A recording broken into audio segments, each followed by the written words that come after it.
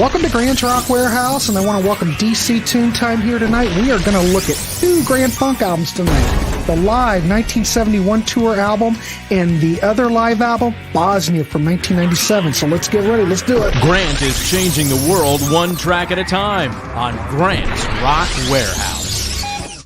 Hey, welcome everybody. We are live, and we are in, this is currently episode 14 of the Grand Funk series. Can you believe it? Episode 15 is going to be quite a monumental. That will be our Grand Funk. Our grand finale. That's there right. You go. This will be the definite series on Grand Funk when we're done. It's the definitive one out there in the interwebs. That's right. Bar none. Anyway, my co-host, as always, Mr. DC Tune Time. Welcome. Nice to see you, DC. How are you? Oh, thank you, Grant. I'm doing great. It's nice to see we've got conversation already going in the chats. So we welcome all comments, and we'll keep it loose and conversational. Kyle's here. Of course, look at young Logan. Brant Brewer and DC Farner. Look at that. I'll take that. Jason, nice to see you. Davey, nice to see you. Psyched for this one. We used to play Bosnia a lot at the record store many moons ago. Many moons. Here it is. Look. Feast your eyes. Look at that. The Wombat, a.k.a. my great co-worker, would Google right along with it. Jugal. What is like that? It's like grooving with it. Oh, that must be a New York thing. It's an old man term. John Barnes, nice to see you. Of course, Kyle. LG Bass. LG Bass. Trey, thanks for coming by. I appreciate everybody coming. Crafting with Amanda. Nice. Hello, Amanda. Amanda, nice to see you. Are we taking our shirts off for this episode? No. Wait a minute here. Well, DC might. No, we aren't. At my age, only at the beach. The next episode is the Grand Farner. Yes, it is. Yes, it is. And we're recording that on November 3rd, so it'll come up pretty darn fast. As soon as I can get it recorded and the graphics put in, it's up. So it'll hit the streets, folks. And so like anyway, we're doing a couple of live albums. We thought, well, we weren't quite done. This would be kind of a nice way to end the series, but now we have a nicer way to end the series. Who would have thunk? So we're going to look at this little gem, Grand Funk Radio. What did I say? Radio? Funk Radio. Grand Funk Radio.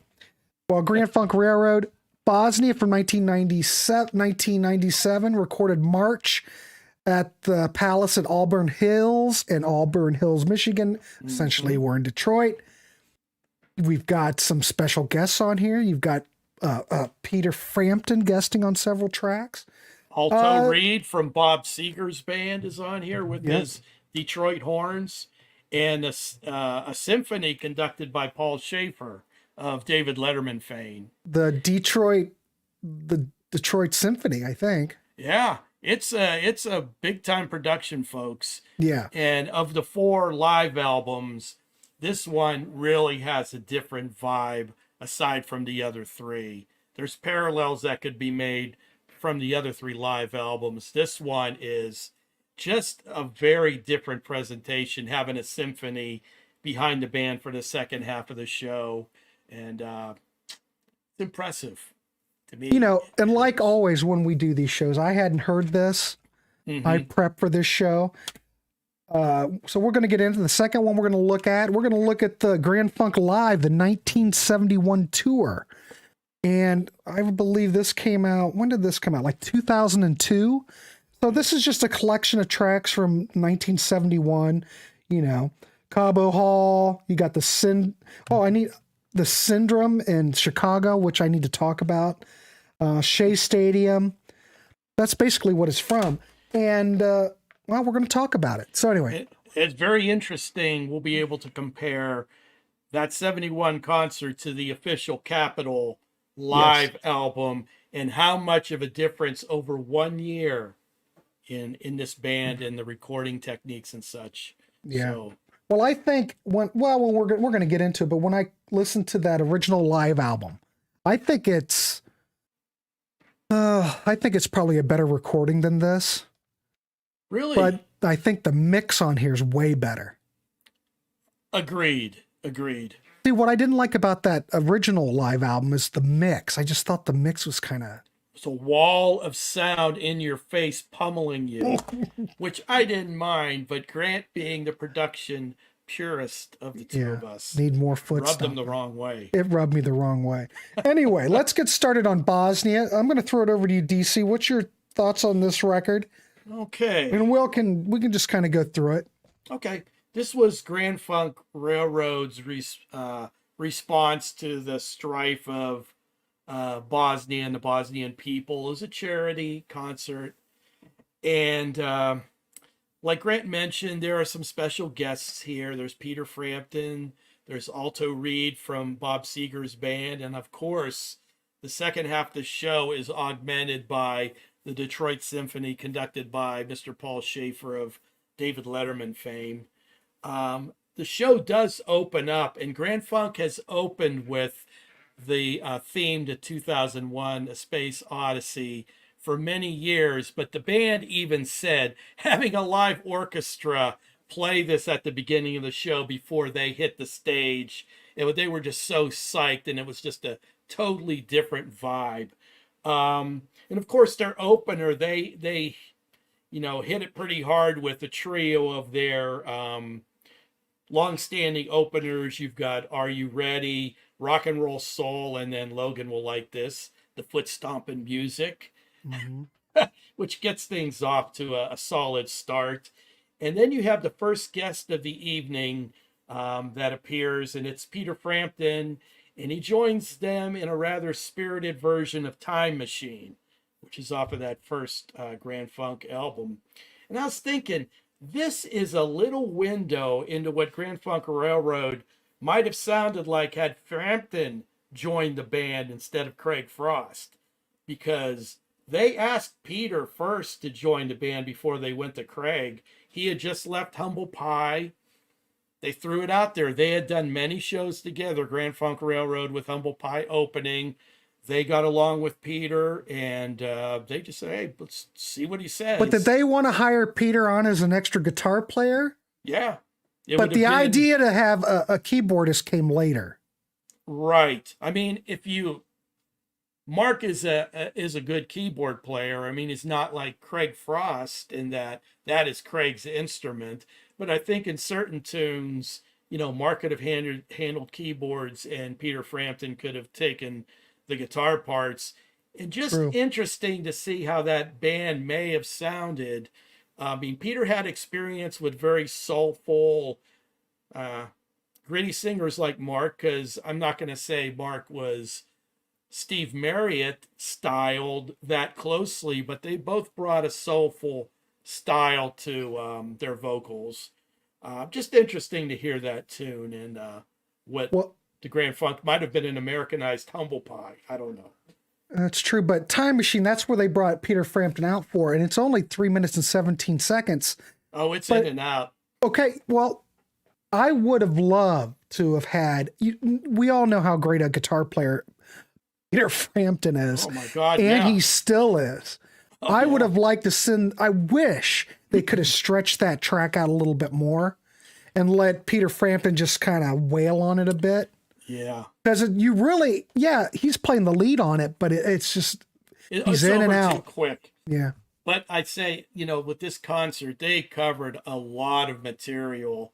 So, I mean, in that respect, they played a lot of songs, and some of them were kind of mashups, and some of them were, I don't know, one song leading into another, not playing the full songs.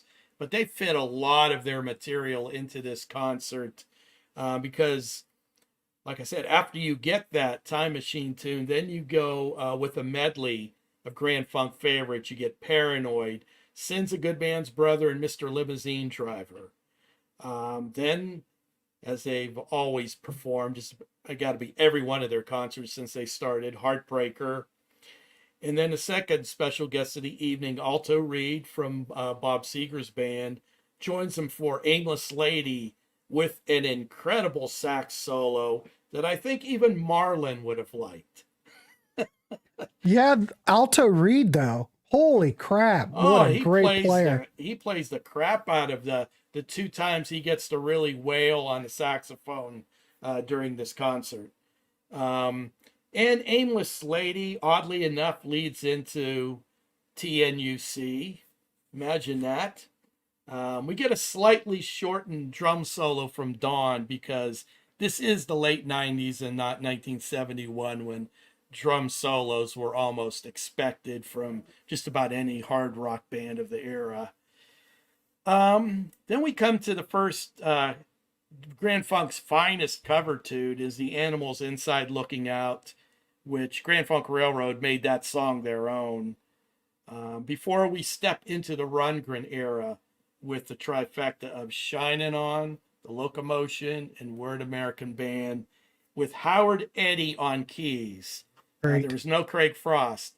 And I don't know what the story is. Maybe we can ask Mark when we talk to him, why Craig's just been out of the conversation since the band split after that Zappa album. He's didn't return for the reunion.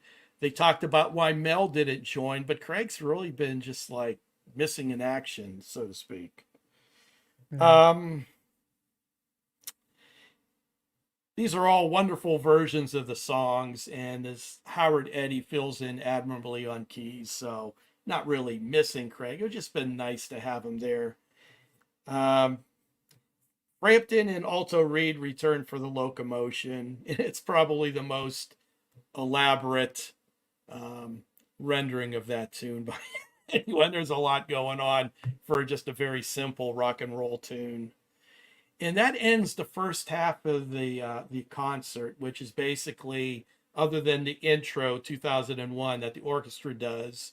Then we move to the second half of the concert, and the orchestra starts out with a medley of orchestral versions, just snippets of great Grand Funk Railroad songs. You got American Band, Some Kind of Wonderful, The Locomotion. For some reason, people were like losing their shit when the orchestra played that. Go figure. But Bad Time and Closer to Home, which gave me goosebumps. And then finally Mean Mistreater, which the orchestration leads into the actual song with the rest of the band, with Mark coming in on vocals and keys, and the whole presentation there. Let's see my notes here. There's an unusual choice here, but not really unusual when I think about it. They play To Get Back In, which I guess they figured, hey, we got the horns, why don't we utilize them? They could have gone with that or something off of All the Girls in the World Beware. There were a couple horn-based tunes on that one, which really stunned me in this whole set, aside from the last two tunes that we're going to talk about, is the pop classic Bad Time is played with strings and horns. And you can't believe how really enhanced and great a version this is of that song. With that extra instrumentation, it really soars. Then the proceedings conclude with the two songs that really make the best use of the orchestra with strings and horns. You get Closer to Home, which gave me goosebumps, as I said. It's stunning. And that song meant so much to so many people. And Grand Funk Railroad always did an admirable job as a three-piece, trying to replicate that song from the album with all the extra accoutrements that were added to it in the studio. That's not easy to do when you transpose it into just the bass, drums, and guitar. But they always did a great job with it. But now with an orchestra behind him playing this tune, it is outstanding.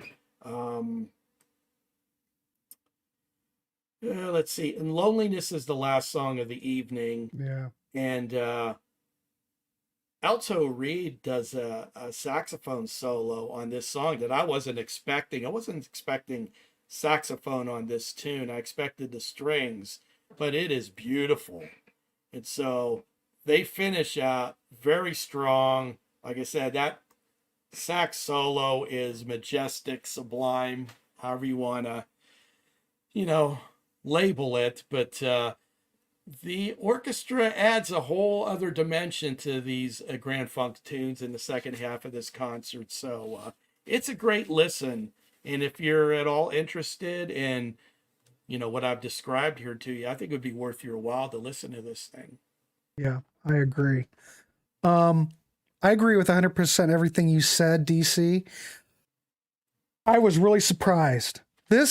When I listened to this record, the strings, to me, there's nothing weak about it. This band, how long did they come together? Give me a brief background to this. Did they come together for this? Had they been together touring? They had been apart for quite a while. Okay. We took a look at their last recorded output, which was the early 80s with Grand Funk Lives and What's Funk. Then after that, Mark had his solo career, and Don Brewer was a hired hand. I know he's on a Pat Travers album somewhere down the line, but all these guys just they went their separate way and did their own thing until they came back for this charity concert. Well, it sounds like to me, DC, they haven't missed a beat. No, those three guys are so locked in. It's like when you have a good friend and you may have not talked to that friend for years. You come back to a class reunion. You just pick up right where it left off. That's the comfort level and the closeness that you got, and the synergy between these three guys is just incredible. Not a lot of musicians have this, to be able to play in a band with that kind of, they're in each other's heads. Mm-hmm. So yeah, it holds true here. I mean, I bet these guys just hit the street running. I don't think there was probably a lot of getting back into gear or anything. Probably just fell right into it. We'll have to ask Mark. Fell right into it. We'll ask Mark about this. Yeah. I love what the symphony brings because it makes everything fresh. It just, to me, this is the ultimate Grand Funk live album because these are all great versions of these songs. They're very true to what they are. Yeah, you've got Peter Frampton on here guesting. He does a fine job. I wish we had a little bit more Peter Frampton on here, but as a document of these songs in a live setting, these guys are playing very well. Don's drums sound great. The recording's great. Mel's bass is really done well. Mm-hmm. And Mark has not lost any of his vocal ability Not at all. Not at all. And either is Don. These guys were on fire. They were still at the top of their game. And look at how further along they were from, say, in 1970. You're almost talking 30 years. Right. So... But the only thing is, I wish it might have had something from the Zappa era, maybe some more of that later period stuff. But that's fine. That's nitpicking. I don't know. Is this the whole concert? Are we missing any tracks? I don't know. I gotta believe it is because it's it's on CD. It's a 2-album or a 2-CD set. I can't think of any reason why they would leave anything off of here. And it's a long enough concert so that I think everybody would feel like they got their money's worth. Yeah, it's great. But I'm sure they probably edited out the audience in between songs, so it's very tight, Yeah, and everything segues just perfectly, and there's not a lot of pregnant pauses or meandering. It's very crisp how it follows through. Yeah, anything with the symphony, I love it because overture, you start out side 2 with it's the Detroit Symphony, and then it's that overture segues right into Mean Mistreater, and the orchestra just brings all of these songs up to life, and I think you can tell that the band is enjoying themselves. They like playing with the orchestra. They like playing with the horn section. They've performed these songs thousands of times, and from playing in bands just go through the motions and everything. You're into it, but you've played these songs many, many times over again. For these guys, decades and thousands of times playing these songs, to have an orchestra behind you live playing Closer to Home, Right. that's got to light a big old fire underneath your butt and push you even further. Now, I give credit to Grand Funk Railroad because their Closer to Home that they performed with just the three guys is very well done. And you've got to think out your parts when you only got a guitar, bass, and drums. You've got no keyboards at that time early on when Closer to Home came out, as we'll see on the first live album we're going to talk about here. So they had to be inventive to get its majesty out there, or its, you know, every aspect of what that song's all about through three musicians. I agree. And hats off, because back in my band playing days, we played a high school homecoming whose theme was Chicago's Searching So Long. Try playing that with just the guitar, bass, and drums. It's really difficult, but like I said, these guys pulled it off fabulously. Yep, I totally agree. This is the definite. Actually, since we have everybody here, we can do the traditional thing where we take everybody's average and we can put it together. The people that have heard it, we want to get your rating out of 10 for this record. So let me get prepared. Yeah, I've not even watched the comments as I've been zipping by because I was a little verbose. I didn't think that we could rank the live albums, but I suppose we probably could. But if you were going to rate this out of 10, this particular event, how would you rate this out of 10? I have, all the live Grand Funk albums, I could rate a 10. I mean, like I say, that first Capitol release live album, because of when it hit me at a point in my life, I always hold it a little higher than the other. But that's just life. And that's when certain music hits you and what age you are. But I would rate this one a 10.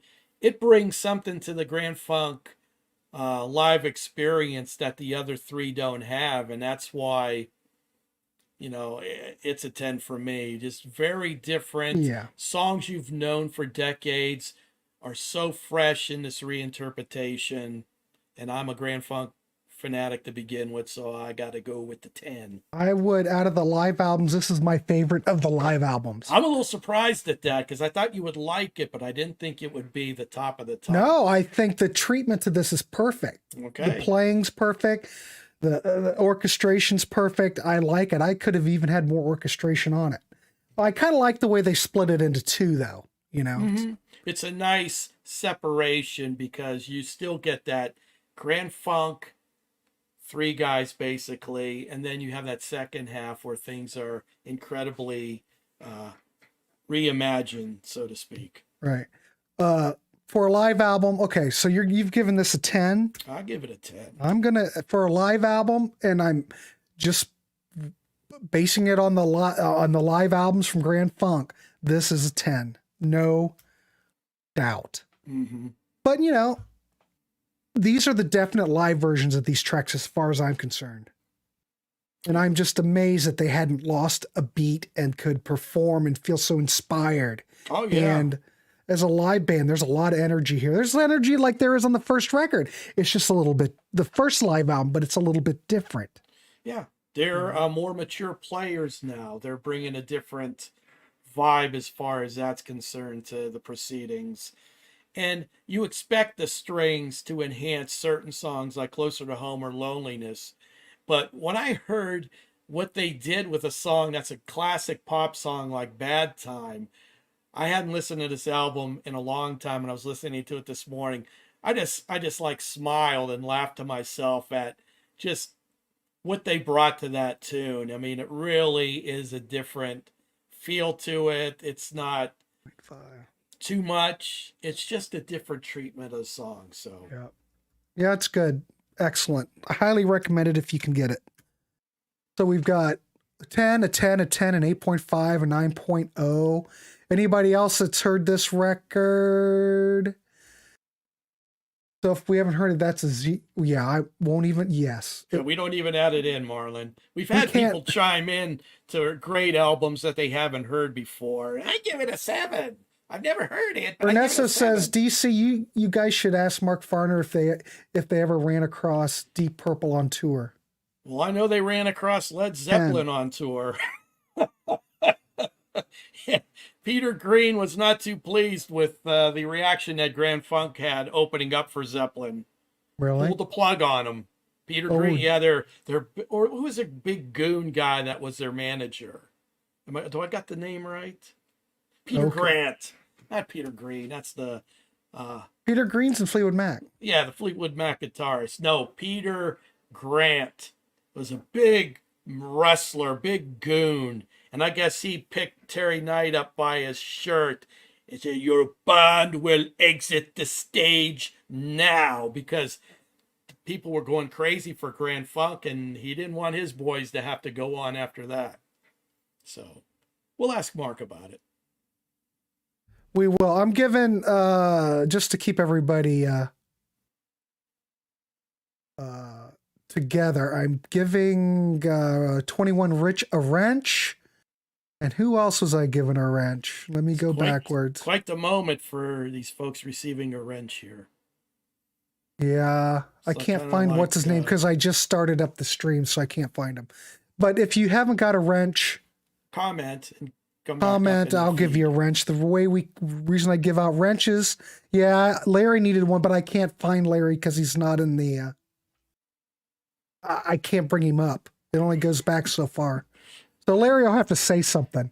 Larry, Larry. But anyway, the reason we give wrenches is so I can keep track of people for one, and I like to consider everybody here, a little community. Harbor Freight, that's always good. Peter Green is a great yes. I'm going to give Mark a wrench.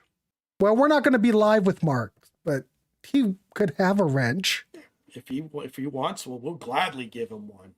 So anyway, let's see what we've got. I know this is going to rate high. He's so got an axe. Oh, I've got everybody's. Let's see what we got. We got a 9.58.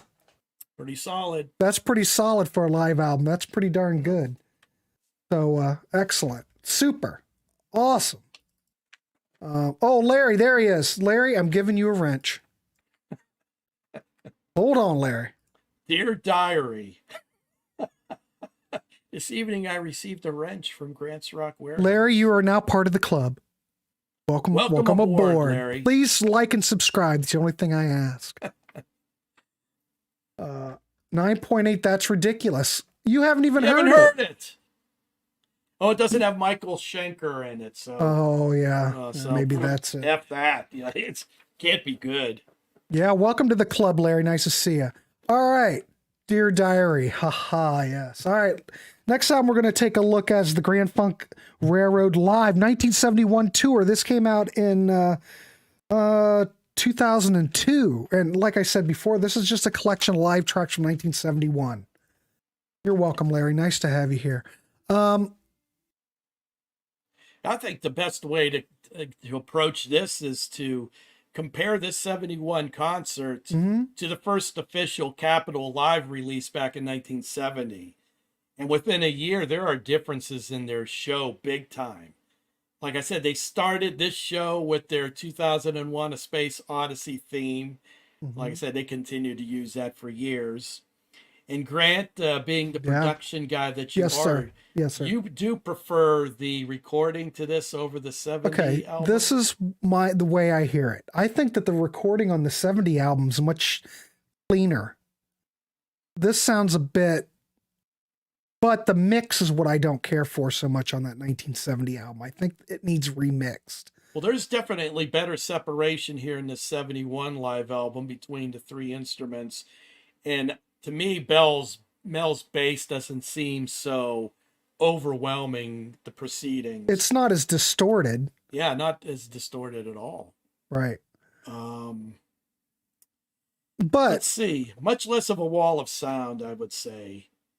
They added some tunes from Closer to Home, and also one that found its way onto E Pluribus Funk, which wasn't to come into play for another year or so. So they were sitting on foot stomping music for a good long while till they committed it to vinyl.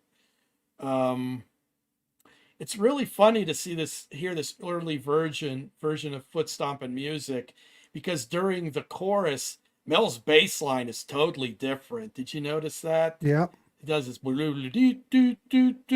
and it threw me the first time I heard it. I'm thinking, what the hell is that? What the hell is he doing? What the hell's Mel doing? What the hell? But that was changed into my ears better when they got down to recording it for the E Pluribus Funk album. Of course, they include I'm Your Captain here, and they do a fantastic job, like I say, recreating this as a 3-piece, and there are none of the studio extras that they're able to add live here. The song speeds up slightly towards the end, and it works better that way, given the 3-piece and the live setting here. Into the end of the Closer to Home, they go into a mashup of Hooked on Love and Get It Together, picking the best parts of those two tunes and mashing them up. And if they would have done that way on Closer to Home, I would have rated that album a 10. But those two songs are two of my least favorite Grand Funk Railroad songs. But putting the best parts together and taking out all the fat, because those songs were just overwrought and repetitive. But their core at certain parts, there's great parts to those songs, and they figured out a way to put those best parts together, and it's a winner. We have an over 17-minute version of TNUC. A lot to take. A long ass drum solo, which at the time that's where it was at, man. But I like the version of it on Bosnia better. Yeah, they cut it back a bit, and like I say, a different time, and that wasn't gonna fly in 1997. That long a drum solo, No, I think TNUC on Bosnia is just it's just better produced, much better. I mean, of course, these songs over time they kind of transform and become something else. They do, and that's a good point, because I was just getting ready to say that Inside Looking Out has changed from the version on the Capitol Live album. They got a more funky midsection to the song than they did just a year before. So you play these songs over and over, and stuff occurs to you over time about little changes and improvements or whatnot. And I think that's what happened here. Oh, and at the end of the show, there's a little bit of chaos, folks, because someone has stolen one of Mark's pedals. And the band can't come out for an encore until the pedal is returned. But it is, and all's well, and they finish with a blistering Inside Looking Out. So I thought that was funny, because, I don't know, a local DJ or the MC for the evening was saying, hey man, there'll be no hassles, just return Mark's pedal, and the guys can come out here and do another song for you and everything. And so that's just funny. Cut the long songs a bit to add more of their inventory. They definitely added more songs, because they, just did snippets of about 5 or 6 songs in the Bosnia set for sure. Take your shirt off. Yeah, that's not going to happen. Electric Needs a Wrench. Oh, for goodness sakes, I'm not keeping track. Electric Sailor, welcome to the show. Yeah, Electric Sailor, I like that name. All right, I've given Electric Sailor the keys to the kingdom. Everybody looks out for all the new people here. Was that really Terry Knight talking? It may have been. I've only heard Terry Knight as an older man being interviewed, and his voice is rather gruff. 9.8. Okay. Memphis Lonnie. I would have. No, I wouldn't. And it was later utilized in Tall Water. So, what are my thoughts on this record? I find this very enjoyable. Even though this is a collection from different venues, it all everything matches sound quality wise. From the same concert. The mix compared to the 1970 live album is a much better mix. Everything's much more balanced. I can still hear everything. I think this is a little bit muddier than or tinny maybe than the 1970 album. I don't know why. Who knows? But it's very enjoyable, and I think it's great. You get a glimpse into 1971. But the thing is with that whole, but I do appreciate that you do have, 1971 songs. You got I'm Your Captain, Closer to Home on here. So it's given you a lot more of that later period. The reason I like Bosnia better is because it goes through darn near the whole catalog. Yeah. Well, and the 1975 live album, I like that quite a bit too, because obviously they're showcasing a lot of that later material on there. Right. And it's a much better recording, And it's just nice to have this 71 set of songs live. Just see the growth in the band within 1 year. And like you always say, Grant, this band progressively got better. I mean, they really did. They expanded their repertoire. They became even better players. So, hats off. That's how it's supposed to be. Electric Sailor, give it 11 for the new improved West amplifiers, volume-wise. West amplifiers? Yeah, Mark talks about those all the time. I don't remember what those are. Hey, Grant, Just Bustin' left a comment. He says, for someone new to Grand Funk Railroad like himself, where's the album to start? You want to give him a suggestion or two, and I will as well. Well, I know what my suggestion is. Go ahead, DC. If you like more of a gritty type of band, rock band, high energy, my favorite of the early period is E Pluribus Funk. So you might want to start there, but if you like more of a slick production, more polish, I would go with Shining On or We're an American Band. That's where I would start. That's why I know that was what Grant would say. Well, I'm looking at the West amplifiers. I'm looking up. Here's a West Grand R tube amp. Ooh, it was $600. I've never heard of West. Yeah, I've heard Mark speak of the West. Well, we're going to ask him about it. Yeah. The prices are techie. The used prices on West amplifier heads aren't too bad. Here's one that was on Reverb. 200 watt tube bass amp. It was $950. I can't justify it at this point for as little as I play my guitar. Well, no, grandsons beat the shit out of whatever I've got left around here. So Born to Die. We like Born to Die. I wish there would have been more Born to Die on this live record on Bosnia, but whatever. They're just hitting all the big songs. I get it. Okay, yeah, that's a good point. Yeah, Mark did work for them. That's right. He worked for West? Yes, before even Grand Funk Railroad started. Good point, Electric Sailor. That's right. Pick any band. Is the record produced right?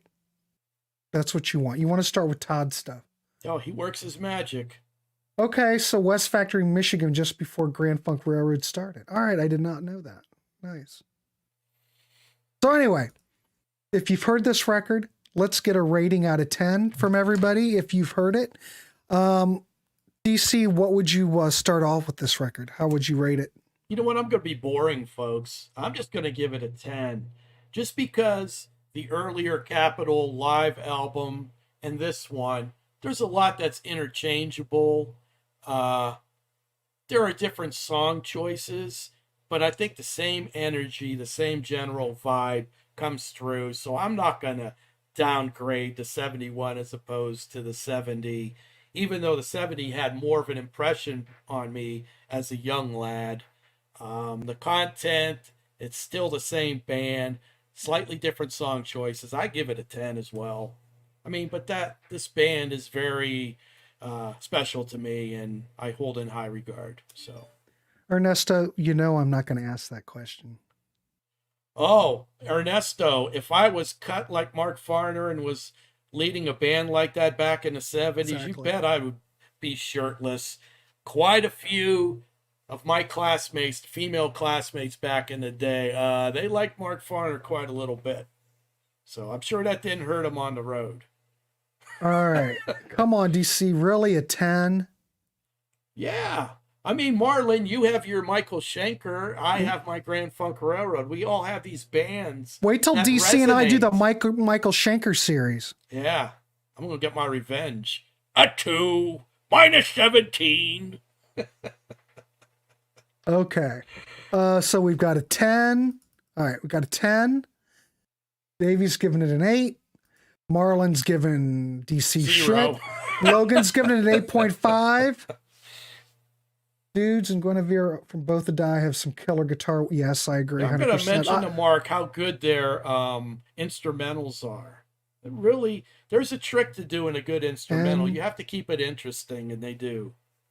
So, Pookie, should I give that an 11 or is that a 10.5? 10+. He says 10+. I'll just off go with the charts. 10. It might break the computer if I go higher. Our abacus can't go that high. 9.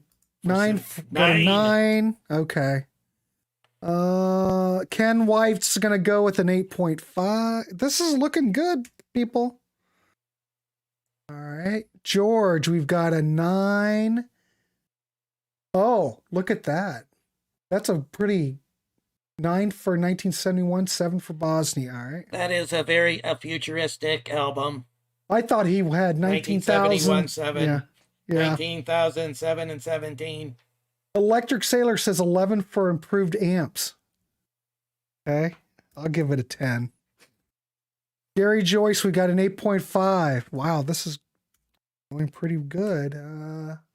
We have a couple comments here. Yeah, so 10. Aside from the grades, Trey Robinson said, DC, I bet those females liked you as well. Don't sell yourself short.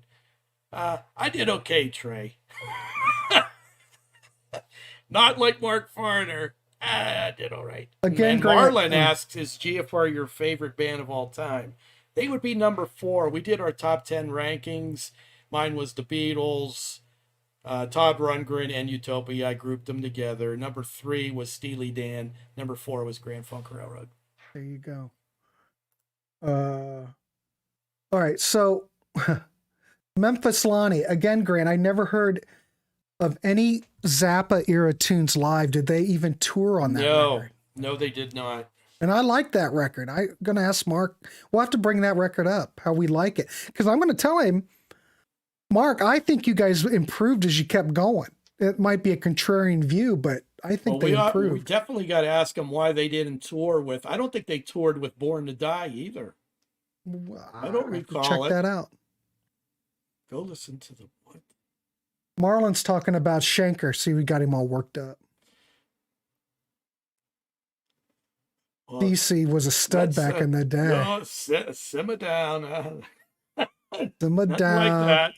Nothing Number like 5 was Culture Club. That's true. Why you?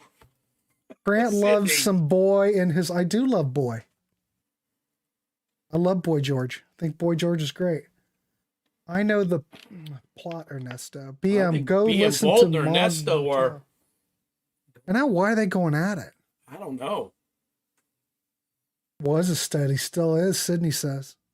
Thank you, Sydney.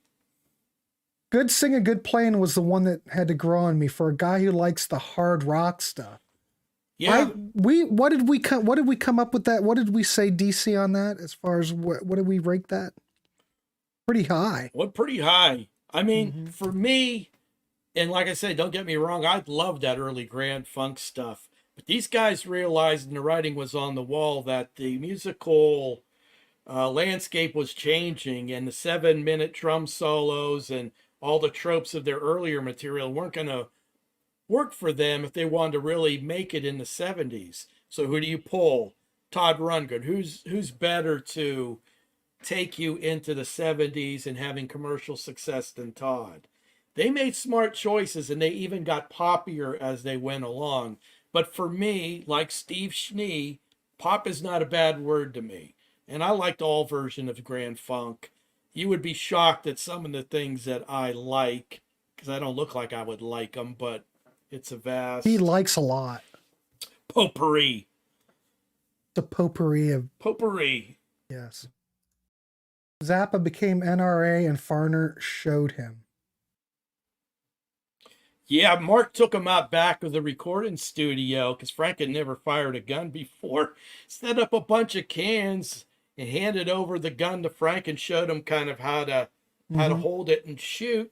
And Frank loved it. I mean, he never thought he'd even hold a gun, let alone shoot one. But he did some target practicing with Mark, and well, let's not get carried away there, Sydney. DC loves Taylor Swift. She's easy on the eyes, I'll give you that. Look, BM Bolt's here. I missed that. Look at that. Oh, Ronnie Montrose. I'm a big Ronnie fan too. But very unheralded guitarist. A huge fan of side one and good singing, good playing. Yeah. That's a good one. We're just talking music. I know. Just giving you shit, Ernesto. Simmer down, boys. All right, so I've got everybody's ranking. Me personally, well, I like Bosnia's a 10. I would probably give this a...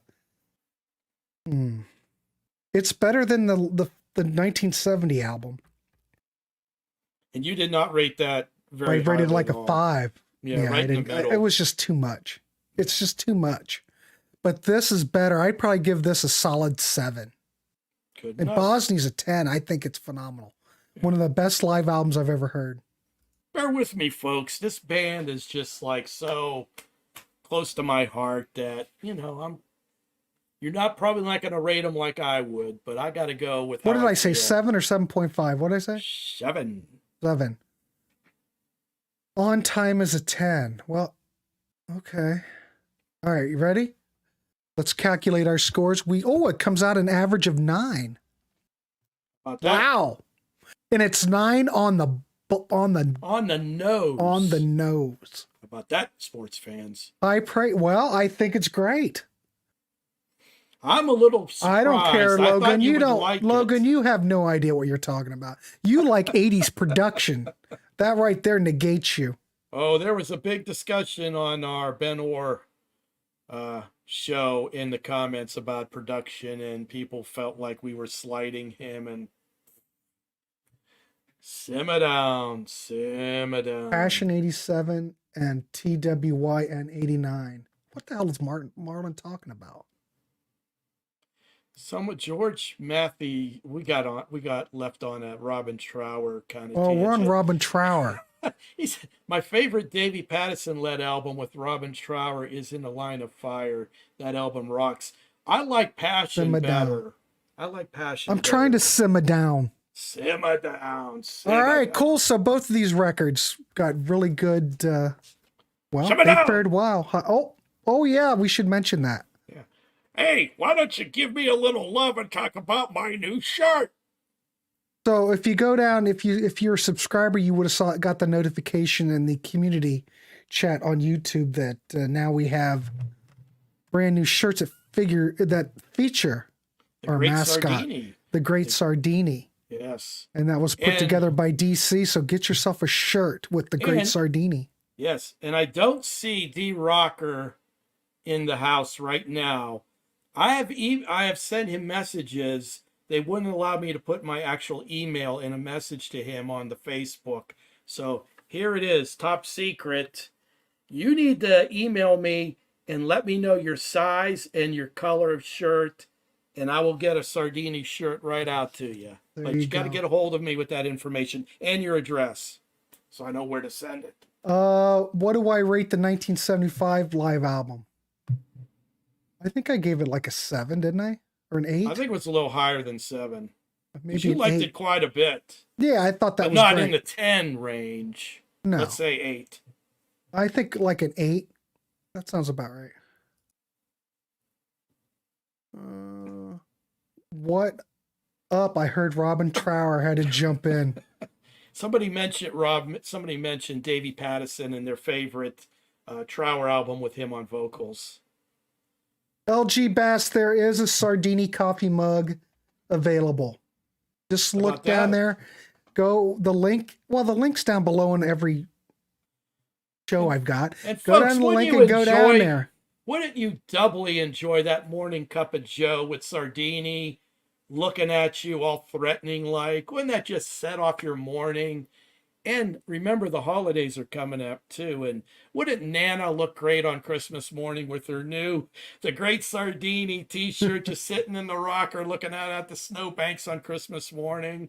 Oh, what a memory that will be. Oh, memory. So, okay. So Marlon wants to know, even though he doesn't want to know now. So DC, what would you rank?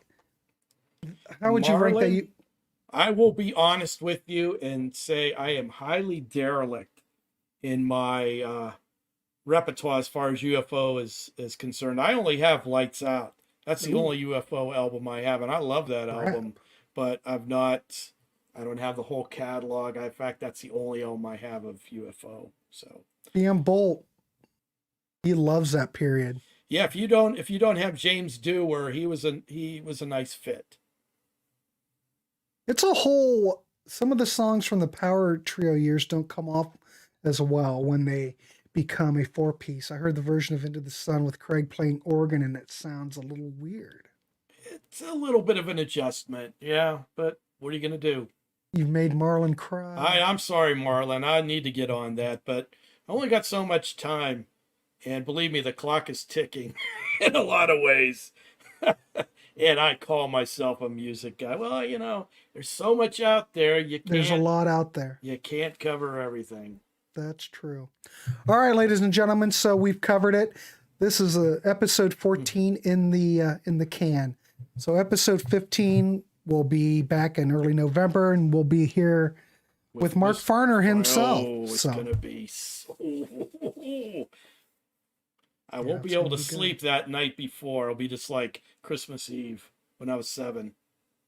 I'm looking forward to it. It's going to be great. All right, everybody. Well, tomorrow we do have the live show on the Contrarians. We'll be here at 7. The topic for the Contrarians live show is Brown. I'm just going to leave it at that. It can be anything to do with Brown. Yeah. And then you got BM Bolt. Aren't you guys doing a Zappa show? Tomorrow night we will be live again in the Warehouse, and we will be looking at yet another Frank Zappa masterpiece. So, yep, there you go. BM Bolt Zappa tomorrow. Going to be yet another busy day. So, talking to Farner is better than sex for DC. At this point in my life, and don't tell my wife this.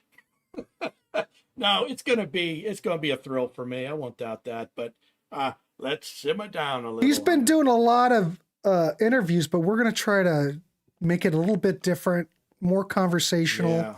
Yeah. We're not gonna ask him the same old questions that he always gets asked. Yeah, we're gonna try and make it not the same old stuff that everybody asks him, and more conversational, more fun. So tune in for that. I think we're doing it. I think we're recording it on the 3rd of November. 4th of November. 4th. And then to be released on the streets whenever Grant could get around to editing everything. And such. It'll probably be the next day. Well, could be. So, all right, cool.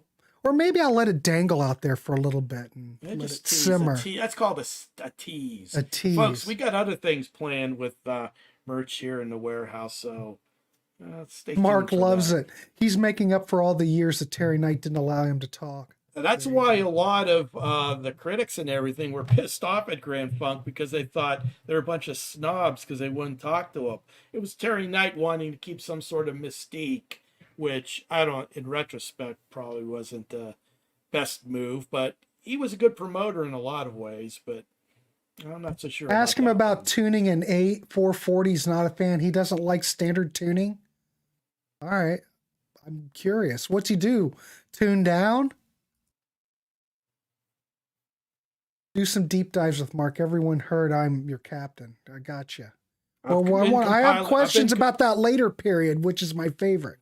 I've been compiling notes, and then Grant and I will get together and formulate our game plan. But it'll be a little bit different if you've seen Mark interviewed with a lot of other people. We're going to try and take some different tangents. So, all right, cool. All right, tomorrow Zappa, and don't forget the live Contrarian show at 7. So Zappa's at 8, Contrarians at 7. So we will see you there. He does a 432. Is that true? Huh. Why a natural? Why 432? I think he's saying something that's more natural vibe. Really? We'll have to ask him. We'll ask him. A432. I want to know. Yeah. Rick Beato did 440 and 432. And what happened? 432. Okay. Well, maybe I'll try it. No ripples on water. It resonates with the universe. Yeah, it's more a human type vibe.